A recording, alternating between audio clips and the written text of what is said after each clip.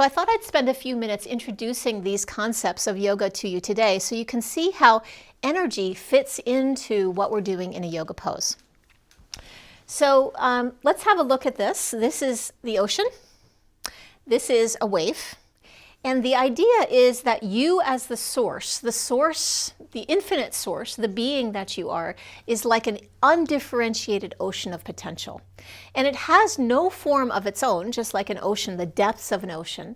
But that ocean can rise up and take many forms, many waves, like bodies, like trees, like things. Anything in manifest existence comes and lives for a time. It comes into form and then it dissolves back into the ocean from which it came. So the ocean is timeless, it is infinite, but the waves are impermanent. They live and die. A thought lives and dies, a feeling lives and dies, a body lives and dies, all of it dissolving back into the ocean from which it came. So what the yogis believed is that when things move from potentiality, the ocean, into wave, that everything that is impermanent, the impermanent aspect of the divine that lives and dies, is all composed of energy, or prana. And this is not so different from, again, Einstein's belief that, well, he proved it, that everything that we see is composed of varying degrees of densified energy, right?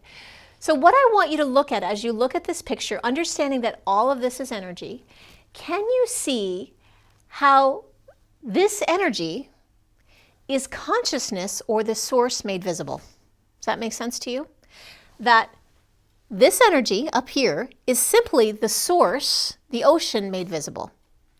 And so if we want to work with consciousness or the source, we can actually work with energy or prana. Prana is the source or consciousness made visible. So to prove this point, there's a beautiful quote in the Bhagavad Gita, which was one of the source texts of yoga. And in it, Krishna, who represents the ocean of consciousness, says to Arjuna, who represents the wave, he says to him, "I am the fire of digestion in all living entities, and I join with the air of life, both incoming and outgoing, to digest the four kinds of foodstuff." So that sounds a bit heady, but what is he saying? What he's saying is, I am this consciousness. I infuse your body. I come into you when you breathe in. I go out of you when I come out. I am the source, and I am the thing that is digesting your food. And not only digesting your food, I am beating your heart. I am healing your body. I am blinking your eyes. Everything that's happening in your body is the energy of me, of consciousness in you. In other words, that prana, that biological force that is moving your body, is the spirit in you. The energy that is digesting your food is the energy of consciousness working in you. Right now, it's working at the biological level. It's highly underutilized, but it has a spiritual potential in it, right? So what we want to do is we want to see, first of all, how can we raise this biological energy that is the energy of consciousness in us? That's your spirit is what's digesting your food. But how do we get that spirit to a level where it's not just biologically healing you, it's having a spiritual function of returning you to the source from which it came? That's what we want to do, all right? So let's look at this. This is the energy system of the body. This is how consciousness infuses the physical body via the chakras. And I think most of you are familiar with that. This is the core. This is the base of the spine, where the base chakras are. This is the seventh chakra that represents connection with source. So right now, we have all this energy of the divine that we should be using for our biological utilization, digestion, reproduction, whatever. But even at that level, the problem is that our mind is hemorrhaging and burning that fuel faster than we can assimilate it, right? So the same fuel that feeds your journey to the source and feeds your body is the same fuel that the mind eats. So when the mind is highly reactive, when it's angry, when it's sad, when it's up, when it's down, when it's unsteady, it is burning gallons of fuel.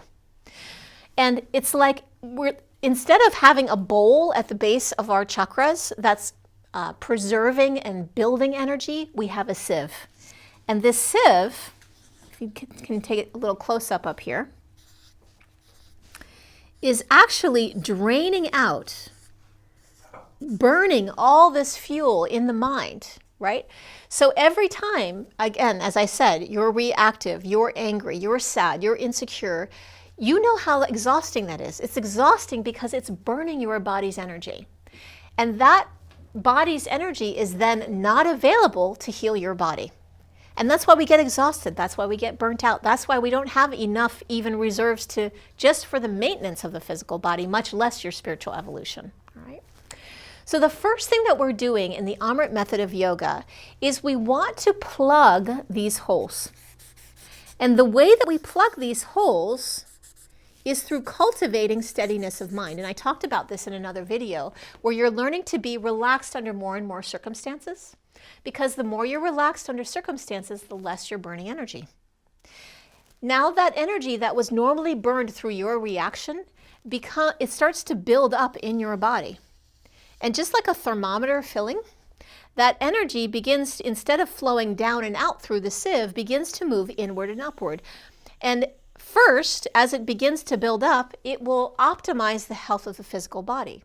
It will accelerate healing. It will move huge amounts of energy through the systems of the body, clearing the thousands and thousands of nadis or meridians that feed all the organs and systems of the body. It will purify you to the deepest level, and you will become radiant and healthy. Okay? You will see it. In addition to that, that energy will begin to move you towards deeper and deeper levels of spiritual awakening, right? And the way that you will know that is you will be entering into deep states of meditative stillness. Such quiet, such peace, that you will begin to know yourself, the true self, as the ocean. And the more you begin to rest as the ocean, the more you will let the waves of thoughts and emotions and experiences of life move through you just like a wave moves through an ocean. But you will be able to rest as the ocean.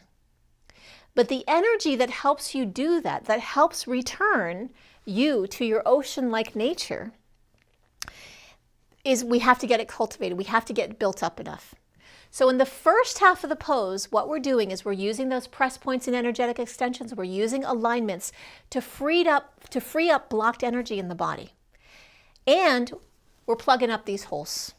The combination of freeing up energy and stopping the hemorrhaging of energy causes that energy to build up.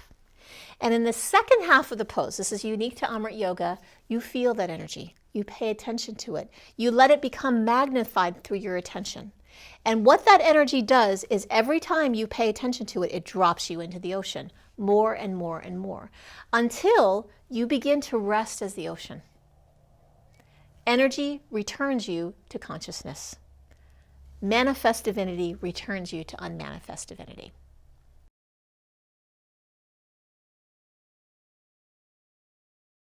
I had no hesitation when it came to enrolling in the Amrit method, because when I discovered Gurudev and Kamini, and I discovered the clarity of the teachings and that there was so much depth and such a difference in the teachings from what I'd previously experienced, there was no question that this was what yoga is really about.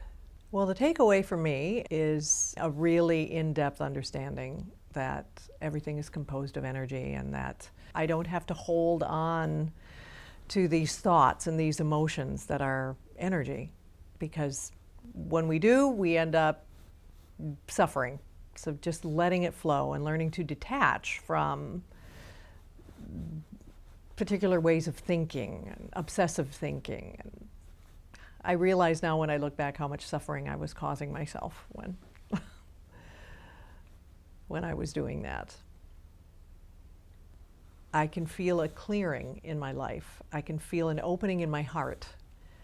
And with that heart opening, I relate to people in a completely different way. I'm much less reactive than I used to be. And life is just handled in a completely different manner than it was. My view of life is completely different than it used to be. So hopefully this little explanation has given you a sense of a little bit of what we do in the Amrit method of yoga. If you want to learn more, click on the link below.